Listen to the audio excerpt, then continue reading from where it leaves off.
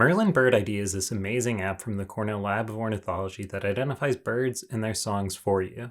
It is often called the Shazam for bird songs, and it has become incredibly popular. It has been downloaded on over 30 million devices, and even right now there are 40,000 people using it.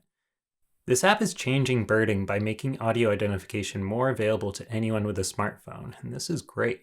I always say that my goal is to get the most people to see the most birds, and Merlin is ushering in more people to birding every day. However, I think Merlin is also making birders worse at birding, and there is some interesting science to back that up.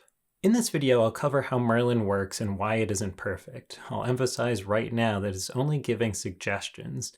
I'll show how people's increasing reliance on AI is decreasing our critical thinking, possibly making us worse birders, and end with a clarification on how eBird wants you to actually use Merlin.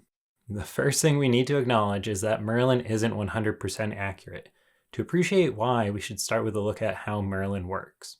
The app's popularity exploded with the addition of Audio ID, but I think users were made a bit overconfident by the Photo ID feature. It is fun to look back at Merlin, starting as a bird ID wizard, a 5-step process to identify a bird by feeding it where you saw the bird and when, how big it was, and what the primary colors were that you noticed, and what it was doing.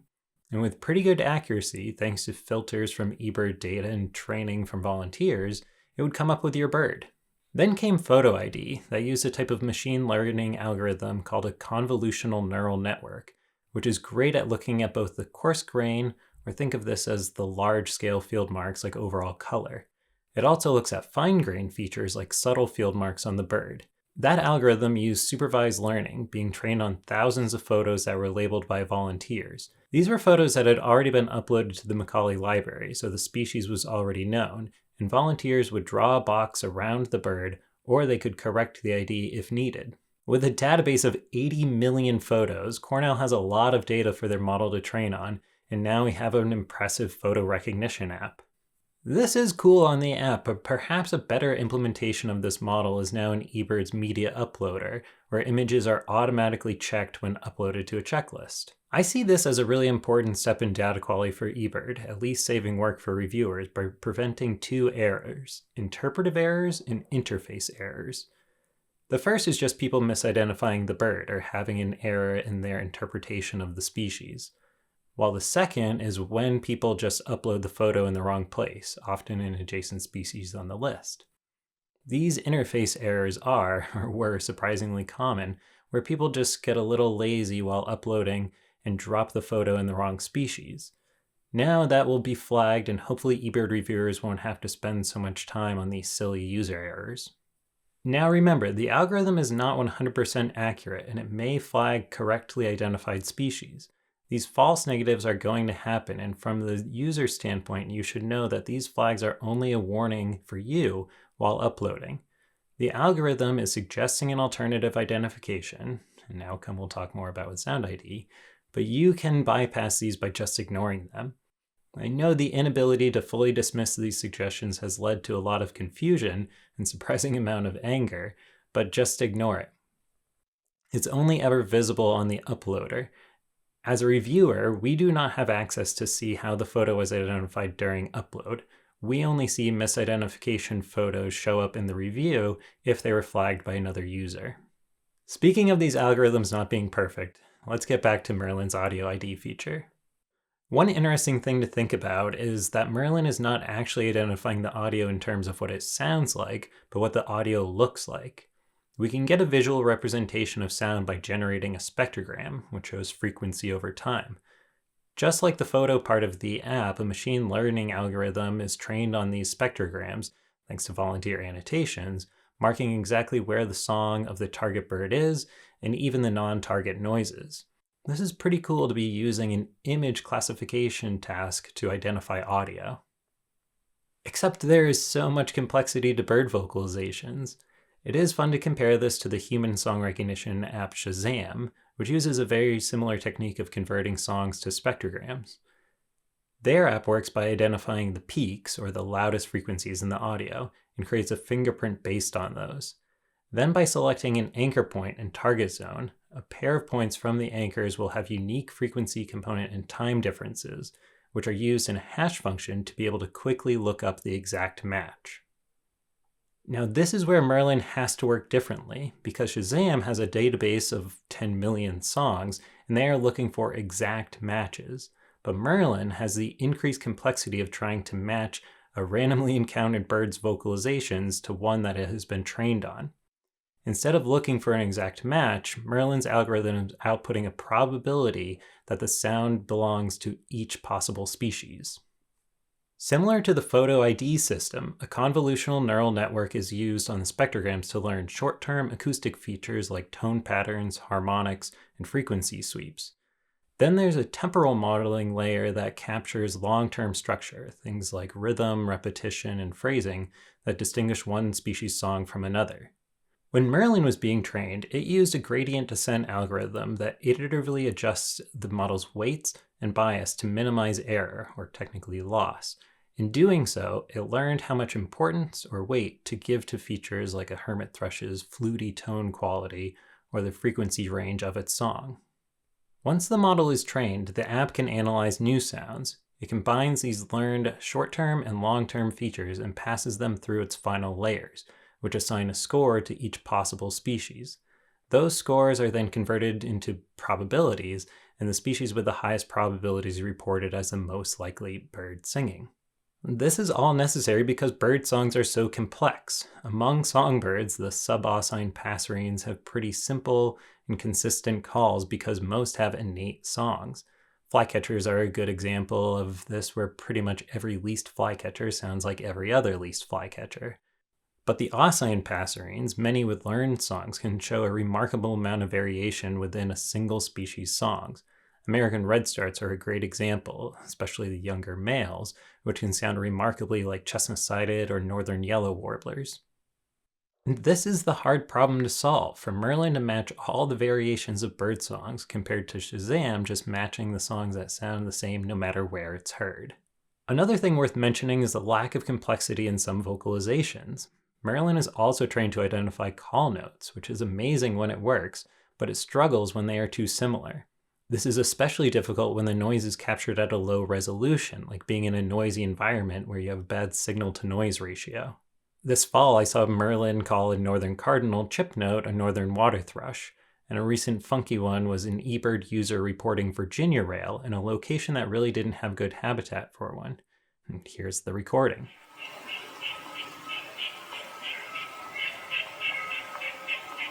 Which sounds a lot like the grunt of a Virginia rail, and the spectrogram looks like it too, but it is actually a white-breasted nuthatch. You can hear the more typical calls near the end. And someone recently showed me a recording Merlin ID'd as a great horned owl, but listening to the bird was actually a very distant and kind of echoey Canada goose. The last story I'll tell here is a couple years ago I heard an odd chip note while packing my car. I took out Merlin because I knew it was a familiar noise, but just couldn't place it. I live in southern Maine, and it suggested California towhee. Knowing that was wrong, I finally tracked the bird down, and it was a hooded warbler, which is a pretty rare bird for Maine, especially inland. Check out how similar the spectrograms are of those two species.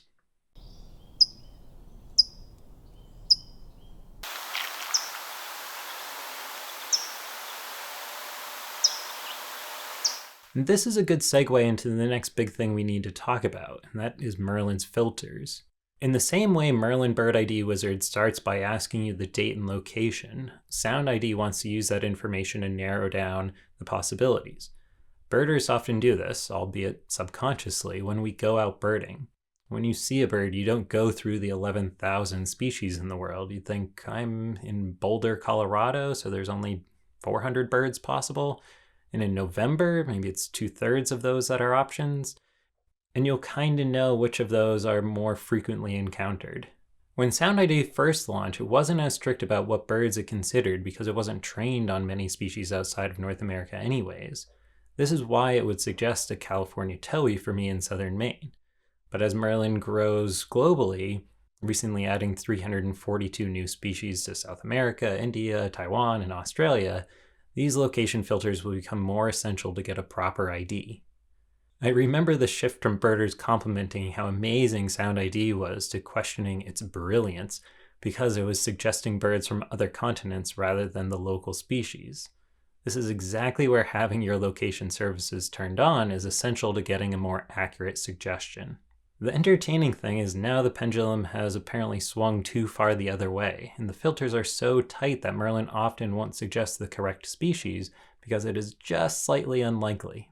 Maine's 6th record of McGillivray's warbler was found this fall in North Yarmouth, and Merlin's algorithm apparently gave yellow-rumped warbler a higher probability than McGillivray's on this recording of its call. So this is how Merlin works, and I want to stop pointing out these problem areas because I think it is a good place to make my case that birders should stop using Merlin, but I need to be more specific about what kind of birders I'm talking about. Now, I'm in the camp that anyone who appreciates birds is a birder, but for explaining my thesis, I'm going to narrow birders down to the people actively going out birding and really trying to learn their birds. And I'm not sure that an app throwing out suggestions is the best tool for them. And let me be clear, I'm talking about a pretty small group of people here. I don't know how many, but if we pick like the 51,000 people that contributed to Global Big Day in October, probably the most serious eBirders and a bunch of newer folks, we are still only talking about like 0.1% of the 30 million people Cornell said have downloaded Merlin. And for that 99.9% of people, an app that is 99% accurate is perfect. But for these other birders, my thought is that Sound ID, especially with its tighter filters, is not actually going to be helpful for them. That is, if they are fairly experienced and know a bunch of bird sounds, then they hear something they don't know, Merlin might be too restricted to be able to actually deliver the right answer. I do hear about plenty of cases from these birders where it does improve their detection of birds that are within the filters for a location. Sometimes you just don't pick up on a call, but when it pops up on the app, you instantly realize that it's been there the whole time. Or even a bird that you are very familiar with can be tough to remember the song or call if you haven't heard them in a while. I know I have to remind myself of differences in a few warbler songs every spring. But this directly ties in with the second point I want to make, and it is the problem with our increasing over-reliance on artificial intelligence. Merlin is better defined as using machine learning, but that is essentially a subset for the larger AI we see proliferating in every facet of life. There's more and more research looking into how the use of artificial intelligence impacts our critical thinking, especially when the AI is perceived as being confident. I don't think it is much of a stretch to wonder if birders who are using Merlin as an aid, like the aforementioned case where it's detecting a bird that they just weren't detecting themselves, if they are just not putting in as much effort as they would when the app was off. And I know it is true based on all the Sound ID misidentifications I have to review in eBird that too many people are accepting Merlin suggestions as 100% true. It sure seems confident when a bird's name pops up on the screen, but I do wish that it would show up with a confidence interval or what the probability was calculated from the score the algorithm generated. There was a recent study showing doctors were getting worse at detecting cancer after using AI. We hear a lot about how using AI improves detections, be it in a colonoscopy or out birding, but this study found doctors' detection rates dropped 6% when they stopped using the AI compared to before. I can't help but wonder if birders might be getting worse at detecting birds on their own when they use Merlin. Despite these concerns, I know we're all going to keep using it, so let's make sure we use it correctly. Even eBird has tried cracking down on the misuse with the occasional notifications in the app like this one, blatantly asking, using Merlin Sound ID? Sound ID results are suggestions and have inaccuracies. Please don't report results unless you're confident the ID is correct. Within the eBird review process, they've added a category for reviewers to flag Merlin misidentifications, and they've created a template with a response addressing the use of Sound ID. Most importantly, saying, please remember that these suggestions are just starting points for making an identification, and you should always consider the identification for yourself before reporting to eBird. They also explicitly say not to submit observations from Merlin when you do not have the location enabled. My biggest request for anyone using it, especially reporting an unusual bird, is to save and upload the recordings. eBird has instructions on doing this within their help center, and I'll link that in the video's description. So get that audio in your list for reviewers to check, because just saying heard by Merlin in the checklist comments won't cut it. I want to be clear, I think Merlin is incredible, and again, it is the best tool for 99.9% of people using it. But it is that small group of birders, maybe even those crazy enough to be watching a YouTube video about Merlin, that may want to think a bit more critically about how and when they use Merlin. In a recent episode of the Lifeless podcast, George and Al interviewed Brian Sullivan about working at eBird, and he dropped this amazing quote. The use of Merlin in the last several years, Merlin Sound ID has been the biggest. I think it's the biggest advancement in someone's ability to detect and identify birds probably since binoculars. So I mean, it's just transformational, and it's engaged so many people. He might be a bit biased, but I don't think he is wrong. I really hope Merlin continues to get more people connected with as many birds as possible. And this is my ultimate goal, getting the most people to see the most birds, and this channel is one of the ways I'm trying to do that. You can help me out by subscribing. I'm closing in on 3,000 subscribers, and that is one really important metric in hopefully making this sustainable someday, or at least enabling me to make more videos. And leave a comment if you have a different take on Merlin, or just let me know what the funniest misidentification is that you've seen it make. I'm testing out a new microphone now too, so let me know how it sounds. And as always, thanks for watching.